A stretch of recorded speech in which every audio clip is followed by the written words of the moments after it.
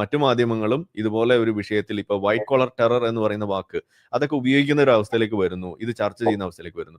നിങ്ങളൊന്ന് ആലോചിച്ച് നോക്കുക, ഈ വാക്കിട്ടത് ഏതെങ്കിലും ഇപ്പൊ ഞാൻ പറഞ്ഞു, അല്ലെങ്കിൽ നമ്മളെപ്പോലെ ആരെങ്കിലും പറഞ്ഞു, അതല്ലെങ്കിൽ ഇപ്പൊ ജനൻ ടി വി പറയുന്നു, അല്ലെങ്കിൽ ഏതെങ്കിലും ഒരു സംഘപരിവാർ മേഖലയിലുള്ള ഒരാളാണ് പറഞ്ഞെന്നുണ്ടെങ്കിൽ ആ വാക്കിന്റെ അവസ്ഥ എന്തായിരിക്കും? ആ വാക്കിന്റെ അവസ്ഥ ലവ് ജിഹാദ് എന്ന് പറയുന്ന വാക്കിന്റെ അവസ്ഥ എന്താണോ അതേപോലെ ആയിരിക്കും. കാരണം ഇത് അങ്ങനെ ഒരു സാധനം ഇല്ല, അത് നിങ്ങൾ കെട്ടിച്ചമച്ചതാണ് എന്ന് പറഞ്ഞുകൊണ്ട് ജിഹാദേ ഇല്ല എന്ന് പറയുന്ന അവസ്ഥയിലേക്കാണ് കാര്യങ്ങൾ കൊണ്ടെത്തിക്കുക. പക്ഷെ ഇന്ന് അതല്ല.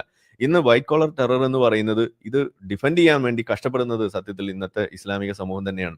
ഈ ജിഹാദ് കൊണ്ടു നടക്കുന്ന ആളുകൾ തന്നെയാണ് അത് കഷ്ടപ്പെടുന്നത്. അപ്പൊ ഇവിടെ ഇപ്പൊ നമ്മൾ പറയാറുണ്ട്, ഇത് ഇങ്ങനെ നമ്മളുടെ രാജ്യത്തൊന്നും നമ്മളെയൊന്നും ബാധിക്കുന്ന പ്രശ്നമില്ല, ഇത് വേറെ എവിടെയോ സംഭവിക്കുന്നതാണെന്നൊക്കെയാണ് നമ്മൾ എപ്പോഴും പറഞ്ഞു വെക്കാറ്. പക്ഷെ ഇന്ത്യ ഒരു ഹോൾ പിക്ചർ നമ്മൾ എടുത്തു കഴിയുമ്പോൾ ഏതൊരു ടെറർ സംഭവം നമ്മൾ എടുത്തു കഴിഞ്ഞാലും, അതിനിപ്പോ ഐസിസ് റിക്രൂട്ട്മെന്റിനെ കുറിച്ചാണ് നമ്മൾ പറയുന്നുണ്ടെങ്കിലും, അതിൽ പോലും ഒരു വലിയൊരു മാതൃക സൃഷ്ടിച്ചിട്ടുള്ള ഒരു സംസ്ഥാനം, ഒരു നമ്പർ 1 കേരള മോഡൽ അതിനകത്ത് ഉണ്ട് എന്ന് നമുക്ക് ഇവിടെ പറയേണ്ടതായിട്ട് വരും. അത് നിഷേധിക്കാൻ ആർക്കും കഴിയില്ല. കാരണം